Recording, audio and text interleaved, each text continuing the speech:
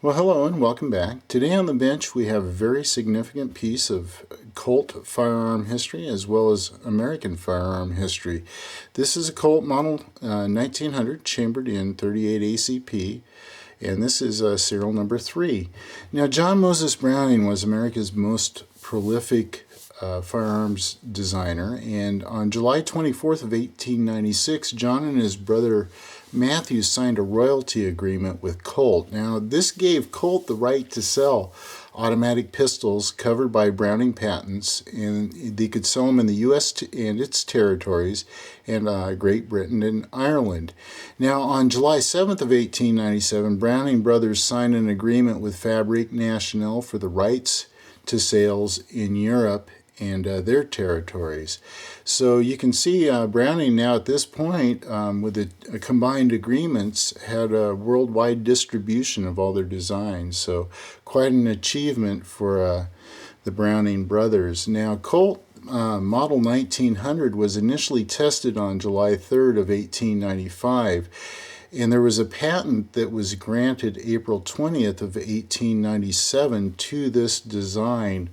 And a prototype pistol of the Model 1900 was completed in 1898, and that was submitted to U.S. Army Ordnance Department for its consideration as a service pistol. So they really liked it, and this led to a test.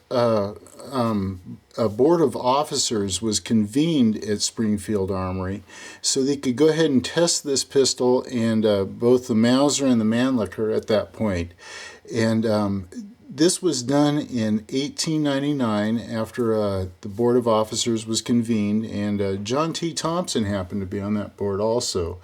Now, the 7.63 Mauser pistol and both the 7.6 millimeter Mannlicher pistol were both eliminated. They had the reliability issues, but the Colt performed exceedingly well, and because of this, there was a subsequent endurance test that was performed, and the barrel links proved a little weak, but that was that and a few other items, nothing that couldn't be overcome with just a little bit of change.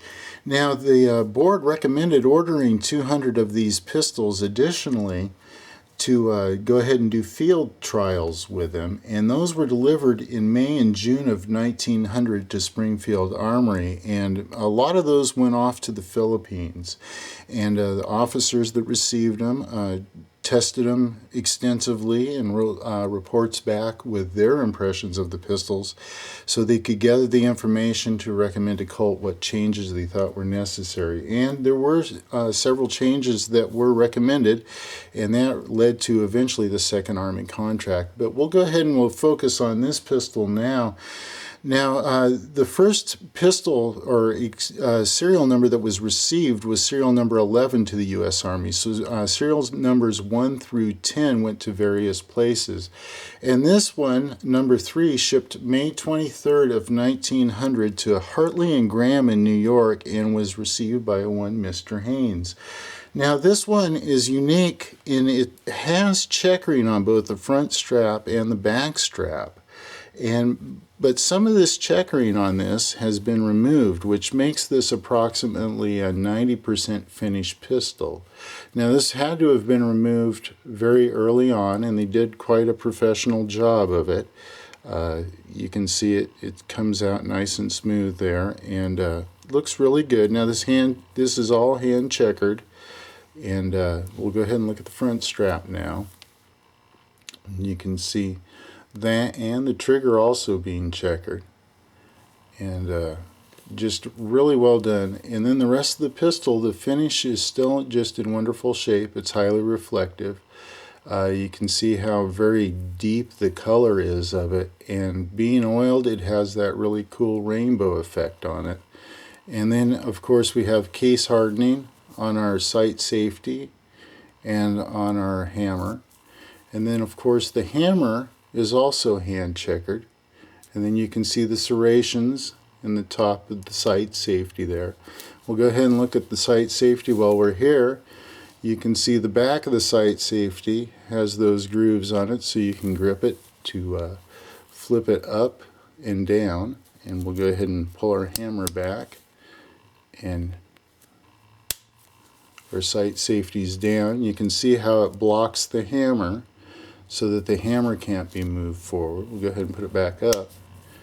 And then, of course, let me find my piece here, and you can see how the hammer is depresses there. So anyway, we'll go ahead and look at the roll markings now for this pistol. We have on the front of this Browning's patent in quotations, and that remained on the pistol till 1906. Then we have the patented April 20th, 1897 date that we just talked about, and then the Colt's Patent Firearms Manufacturing Company, Hartford, Connecticut. And then down here are serial number 3. And then the example of the early plunge milled serrations. And then here we have the Colt, the rampant Colt, standing on a globe within a circle. And then we'll go ahead and flip this over and you can see the other side. Automatic Colt, caliber 38, rimless, smokeless. And then barrel links. See a little bit of damage up here towards the front of the pistol.